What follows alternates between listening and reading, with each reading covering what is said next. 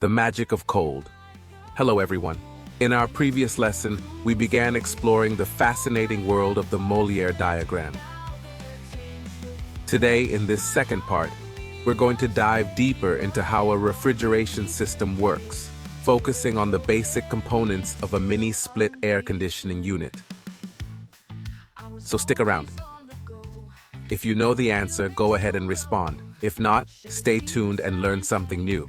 I gave my all for just a glance, hoping for more in this dance, left to linger in its praise. Question 1. What's the role of the compressor in a mini-split air conditioning system? 2.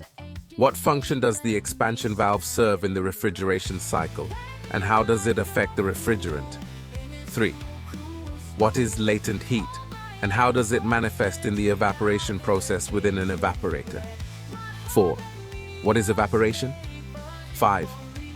What happens when the refrigerant passes through the condenser, and what state is it in after this process? I was always on the go. Now I'm feeling so low. The figure we see here is a schematic of a refrigeration system. This system consists of several key elements that work together to keep our spaces cool. The first component is the refrigerant gas. It can be any gas capable of condensing and evaporating under accessible pressure and temperature conditions. Next, we have the compressor, which is the heart of the system. It maintains a constant flow through the pipes and increases the pressure it receives from the suction side. The compressor discharge reaches the condenser, the system component responsible for converting the gas into a liquid, in other words, condensing it. Then, the refrigerant passes through the thermostatic expansion valve. In all mini-split systems, this component is a capillary tube. The expansion valve lowers the system's pressure and temperature, preparing it for evaporation according to the pH curve, or Molière diagram. The magic of cooling happens in the evaporator. Here, the condensed gas completely evaporates, changing phase and absorbing heat from the surrounding environment. Then, the vapor returns to the compressor to repeat the cycle. Before we continue with the pressure and temperature parameters of the refrigeration system in the Molière diagram, let's look at a simple example. Let's say we want to evaporate 1 kilogram of water at 1 atmosphere of pressure.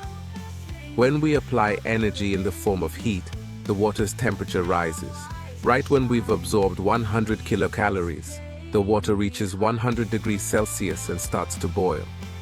If we keep applying heat, the temperature doesn't increase, but the water continues to evaporate. This is what we call latent heat. Once all the water has turned into vapor, any additional energy we apply will increase the vapor's temperature. In other words, now the absorbed heat results in a temperature increase and is called sensible heat. This vapor is known as superheated vapor. This same phenomenon occurs inside an evaporator in a refrigeration system.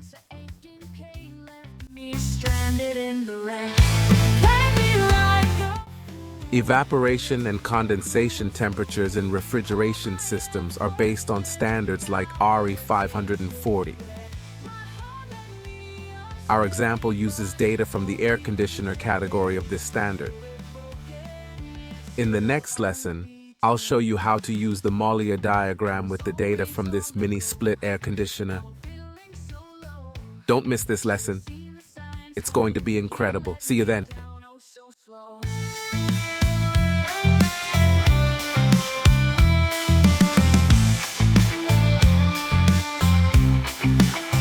Gave it my all.